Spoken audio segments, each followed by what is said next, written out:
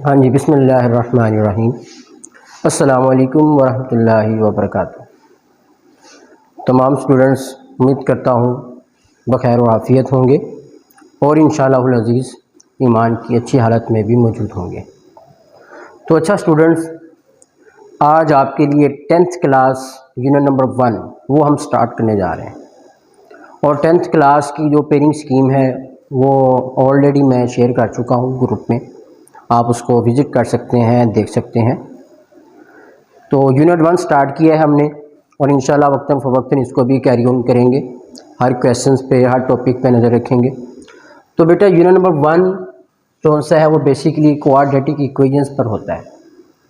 ठीक है, आपके सामने ये सारी चीज़ें मैंने लिख दी हैं पहले से, लेकिन एक ही चीज़ साथ लिख लें आप कि इस यूनिट नंबर 1 से कितने नंबर का पेपर आता है वो हम देखते हैं ज़रा। तो जी यूनिट नंबर 1 से आप कह सकते हैं,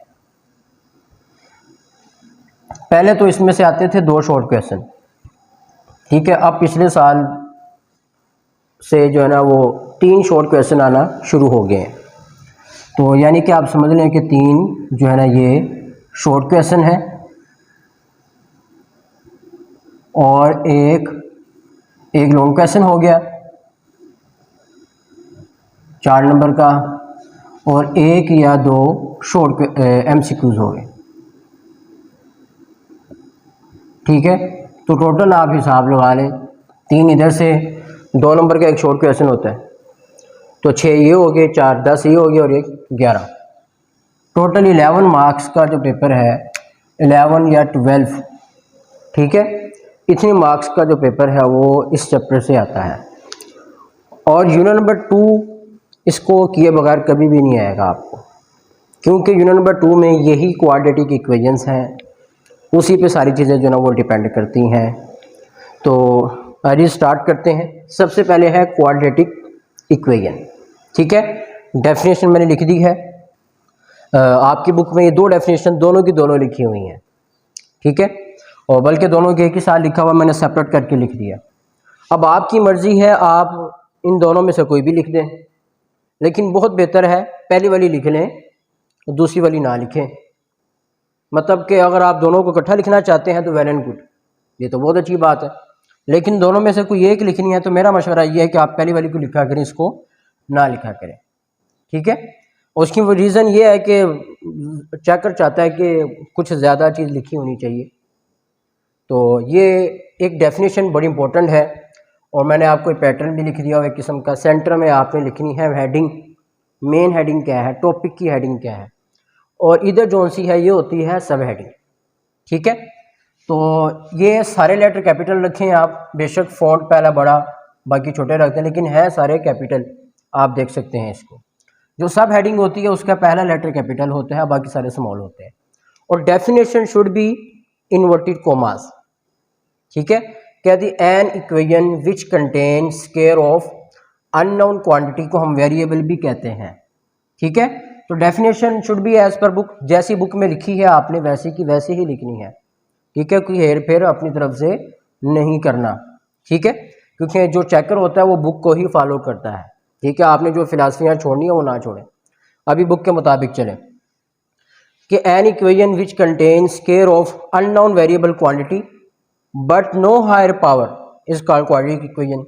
यानी क्या वो कह रहा है कि स्क्वायर हो, किसका स्क्वायर हो, अननोन क्वांटिटी का, यानी कि बेसिकली वेरिएबल का स्क्वायर हो, लेकिन इससे ज़्यादा ना हो, मतलब स्क्वायर से बड़ी पावर कोई भी ना हो, तो हम उसको कहते हैं क्वाड्रेटिक इक्वेशन। ये बेसिकली जो वर्ड है ना क्वाड्रेटिक, ये निकला है यूनानी ज़ुबान के अल्फाज से क्वाड्रेटस या क्वाड्रेटम, जिनका मतलब होता है 2। ठीक है, वैसे तो हम क्वाड को कहते हैं 4, लेकिन क्योंकि सिर्फ क्वाड नहीं, ये क्वाड्रेटिक है, तो जो क्वाड्रेटिक है ये बेसिकली लफ्ज़ बना है, मैंने आपको बता दिया, यूनानी ज़ुबान के अल्फाज से बना है, क्वाड्रेटस से या क्वाड्रेक्टम से, इस तरह के अल्फाज हैं कुछ, उन्हीं से, जिसका मतलब होता है 2। तो इसलिए वो कहता है कि ऐसी इक्वेशन जिसमें मैक्सिमम जो पावर है किसी भी वेरिएबल की, अब वेरिएबल क्या होता है या अननोन क्वांटिटी क्या होती है, वो होते हैं तमाम जो है ना वो अल्फ़ाबेट्स जिनके बारे में आप कुछ भी नहीं जानते, ज़्यादातर एक्स वाई जी को इस्तेमाल में लाया जाता है। या an equation of second degree, देखें सेकंड डिग्री, डिग्री कहते हैं वेरिएबल की हाईएस्ट पावर को हम डिग्री कहते हैं, ठीक है।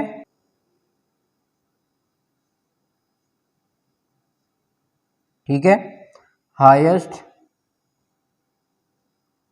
पावर ऑफ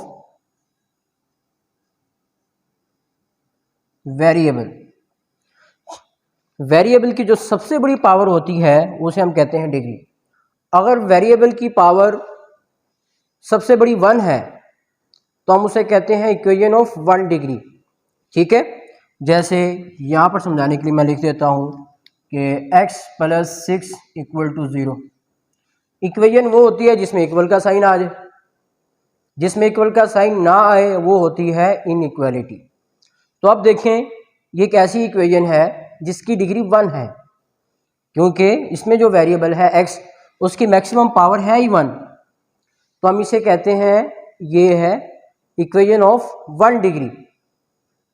तो इसको हम कहते हैं बेसिकली लीनियर इक्वेशन, ठीक है, जानते होंगे आप लाजमन, ये लीनियर है, मतलब कि जिसकी डिग्री 1 है उसे हम कहते हैं लीनियर। तो उसने क्या कहा, सेकंड डिग्री की इक्वेशन हो, जैसे मैंने यहाँ पे मिसाल भी लिखी हुई है सेकंड डिग्री की इक्वेशन, क्योंकि इसमें से देखें जितने भी वेरिएबल्स हैं, x वेरिएबल है उसकी सबसे बड़ी पावर 2 है, तो इसलिए इनको हम कहेंगे इक्वेशन ऑफ सेकंड डिग्री, मतलब इसमें मैक्सिमम पावर जो सी है वो 2 है, ठीक है। तो यही मैंने लिखा हुआ है, an equation of second degree is called quadratic equation. इसके बाद इसका दूसरा पैरामीटर बनता है स्टैंडर्ड फॉर्म।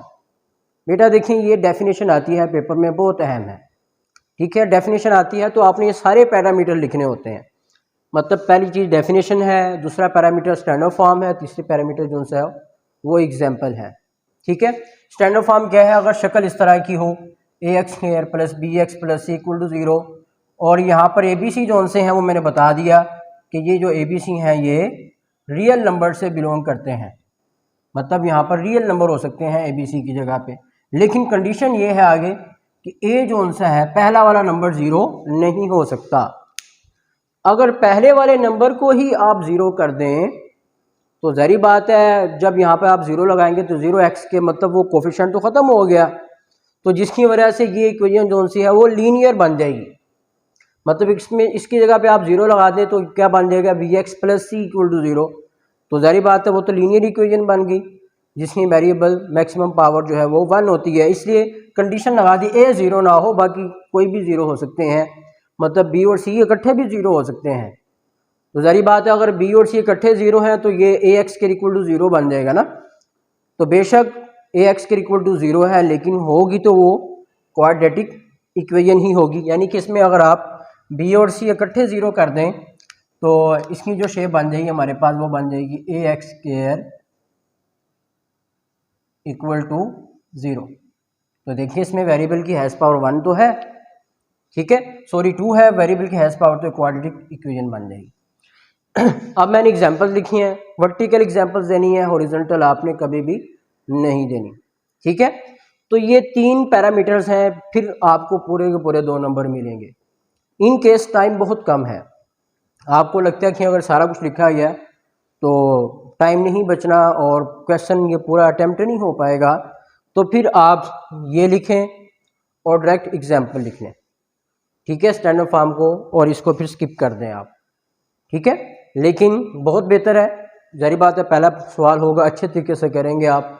यूनिट नंबर 1 के जो क्वेश्चन हैं वो पहले, क्वेश्चन नंबर 2 के पहले 3 पार्ट आते हैं ना, तो उन्हीं में से कोई एक होगा तो आप इसको बड़े अच्छे तरीके से कीजिएगा, क्योंकि जब स्टार्ट करते हैं आप चीज़ों को तो वो एक अच्छी चीज़ें होनी चाहिए, क्योंकि उसके इंप्रेशन बहुत अच्छा पड़ता है चेक करने वाले के ऊपर। तो बेटा इसमें ये हमने चीज़ें देख ली हैं, ये डेफिनेशन सारी मैंने चीज़ें आपको बता दी हैं। अब इसमें आगे चलते हैं, इन केस में जो मैंने आपको अभी बताया कि अगर A 0 हो जाए तो क्या होगा, B 0 हो जाए तो क्या होगा, C 0 हो जाए तो क्या होगा, चले जी हम उसको देखते हैं। हाँ जी, इसमें एक और डेफिनेशन आप देखेंगे पहले ही पैराग्राफ में, वो होती है प्योर क्वाड्रेटिक इक्वेशन की। ठीक है, चलिए उसको हम वन बाय वन डिस्कस करते हैं। पहला केस, ठीक है, मतलब मैं इसको केस का नाम दे रहा हूँ, केस 1। ठीक है, समझाने के लिए बता रहा हूँ, बुक में ये नहीं लिखा हुआ, ऐसे समझाने के लिए। अगर केस 1 में अगर हम A0 कर दें,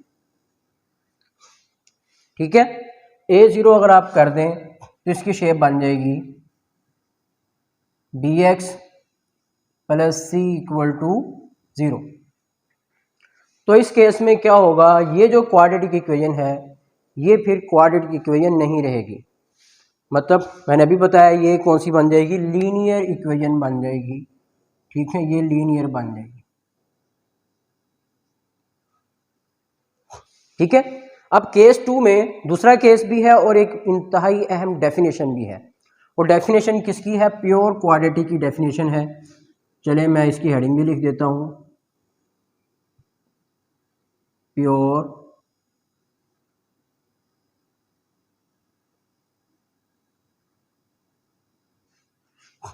क्वाड्रेटिक। कि प्योर क्वाड्रेटिक क्या होगा, ये बेसिकली दूसरा केस भी है जिसमें भी 0 हो जाएगा। इसकी डेफिनेशन क्योंकि पेपर में बहुत आती है, इसलिए मैं इसको एक पैटर्न से अटेम्प्ट कर रहा हूँ ताकि आपको पता चले आपने किस तरह क्वेश्चन में इसको पेपर में अटेम्प्ट करना है। अनइन्वर्टेड कॉमास, इसमें अगर क्या हो जी, if we put b equal to 0 in ax square plus bx plus c equal to 0, then देखें if we put b equal to 0, इसमें हम b इक्वल टू 0 पुट कर दें, देन क्या शेप बनेगी, इसकी शेप बन जाएगी ax स्क्वायर। देन देखें if we put b equal to 0, इसमें हम b इक्वल टू 0 पुट कर दें, देन क्या शेप बनेगी, इसकी शेप बन जाएगी ax square plus c equal to 0, which is called, ठीक है, which is called pure quadratic equation.